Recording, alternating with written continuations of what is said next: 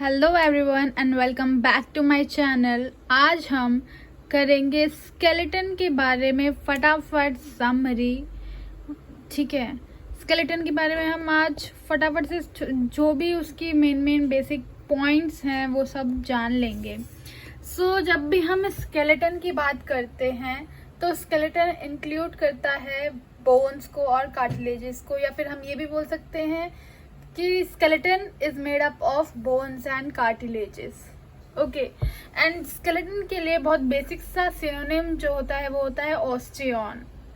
ऑस्टियन से हम स्केलेटन के लिए यूज करते हैं और बोन्स के लिए भी हम उसको यूज करते हैं। स्केलेटन जो है वो forms main supporting framework of body. Skeleton main supporting framework body के लिए बनाता है, जो उसमें होते हैं बोन्स एंड कार्टिलेजेस। पहले हम बोन्स के बारे में बात कर लेते हैं। जो बोन्स होती हैं वो 1/3 होता है कनेक्टिव टिश्यू का। ठीक है, bone forms the 1/3 of the connective tissue. Bones में दो पार्ट्स होते हैं। ठीक है, इनऑर्गेनिक पार्ट और ऑर्गेनिक पार्ट। जो इनऑर्गेनिक पार्ट होता है वो उसको हार्ड और रिजिड बनाता है, मतलब सख्त बनाता है, और जो ऑर्गेनिक पार्ट है वो उसको टफ और फ्लेक्सिबल बनाता है। ठीक है, बोन जो है वो एक लिविंग टिश्यू है और उसकी हम कंपैरिजन कर सकते हैं आयरन और स्टील के साथ कि इतनी ज्यादा वो स्ट्रांग होता है।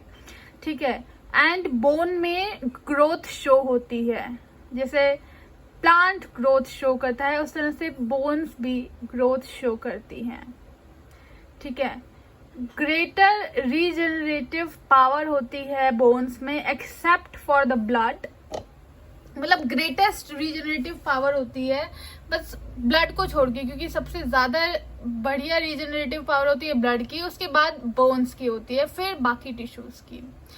It can mould itself according to the stress और स्ट्रेन इट गेट्स। जिस तरह का स्ट्रेस और स्ट्रेन उस पर लगता है उस तरह से जो बोन है वो अपने आप को मोल्ड कर लेती है। बोन जो है disuse atrophy and overuse hypertrophy show करती है।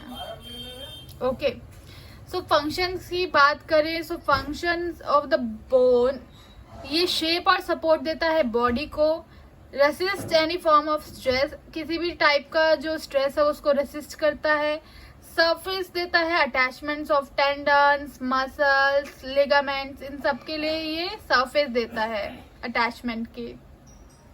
सर्व as levers, for example patella. ठीक है, ये लीवर्स की तरह काम करते हैं। ठीक है, and protects viscera like skull, thoracic cage, ये सब विसराज या ऑर्गन्स को प्रोटेक्ट करते हैं, बचाते हैं, and also pelvis. And bone marrow जो होता है वो मैन्युफैक्चर करता है blood cells. Bone marrow manufactures the blood cells, manufacture करता है ब्लड सेल्स को। And bones also produce immune cells भी बनाता है, that are phagocytic in nature and protects us from the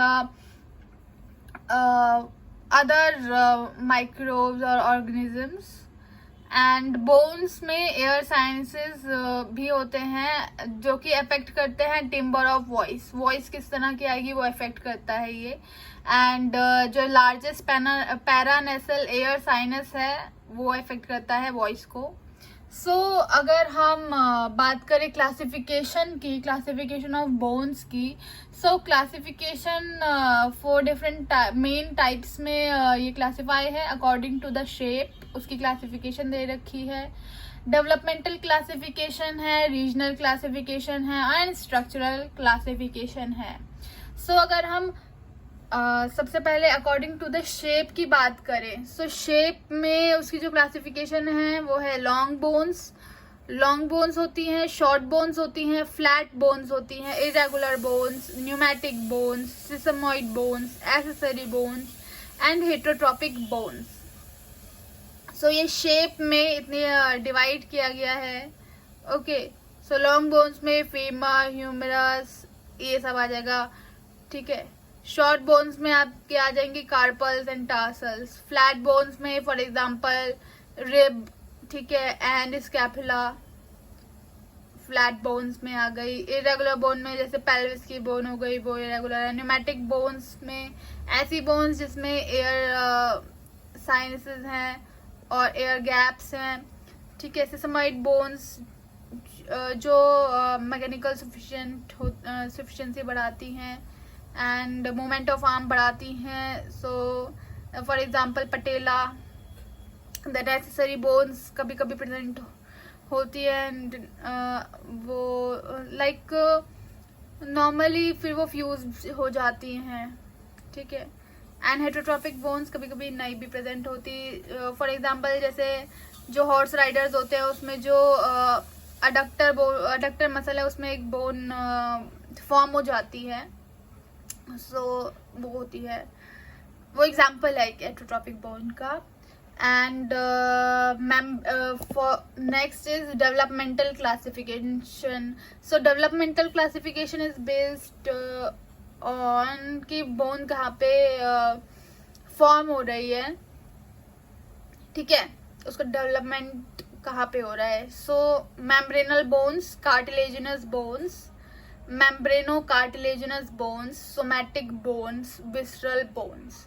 so membrane में अगर बोन फॉर्म हो रही है, डेवलप हो रही है, सो मेम्ब्रेनल बोन कहेंगे। कार्टिलेज में हो रही है तो कार्टिलेजिनस बोन। मेम्ब्रेनो कार्टिलेजिनस अगर इस तरह से है कि दोनों में ही वो बोन फॉर्म हो रही है तो उसको मेम्ब्रेनो कार्टिलेजिनस बोन कहेंगे।